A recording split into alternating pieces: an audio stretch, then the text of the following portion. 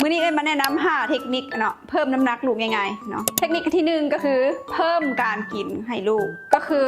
จากปกติเนาะลูกจะกิน5-6 เทื่อต่อมื้อสิเนาะแม่ก็เพิ่มขึ้นเป็น6-7 เทื่อต่อมื้อเนาะให้กินมื้อละหลายๆเทื่อแต่ว่าให้กินในปริมาณที่พอดีเนาะข้อ2เนาะสำหรับลูกที่กินนมแม่นะให้แม่สังเกตบ้างว่าวิธีแม่เอาลูกเข้าเต้าค่ะนะมันถึงวิธีบ่เนาะเพราะว่าถ้าว่าแม่เอาลูกเข้าเต้าบ่ถึงวิธีเนาะน้ำนมก็จะไหลบ่ปกติบ่ได้เต็มที่ว่าง่ายๆเนาะก็จะเฮ็ดให้ลูกค่ะนะเมื่อยเนาะแล้วลูกก็จะเซาดูดเนาะเดี๋ยวไอ้สิเอารูป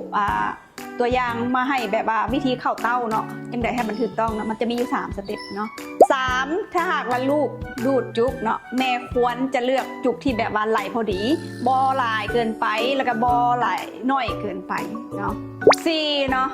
เพิ่มหอบดึกให้ลูกเนาะเช่นว่าปกติเนาะลูกจะกิน2 เทื่อคืน1เนาะหรือว่าคืน1ลูกจะดูดลุกขึ้นมาดูดเทื่อนึงสิเนาะแม่ก็เพิ่มขึ้นไปอีกให้เป็น2 เทื่อถ้า2 เทื่อแม่ก็เพิ่มไปเป็น3 เทื่อแบบนี้เนาะปลุกลูกมากินนมเขายังไง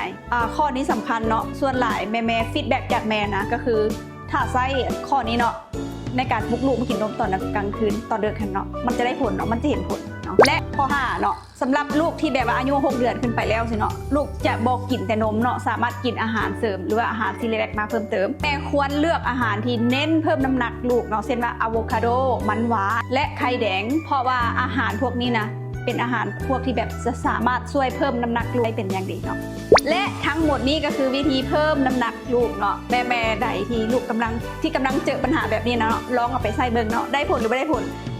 เม้นมาให้ฟีดแบ็กกันแน่เนาะ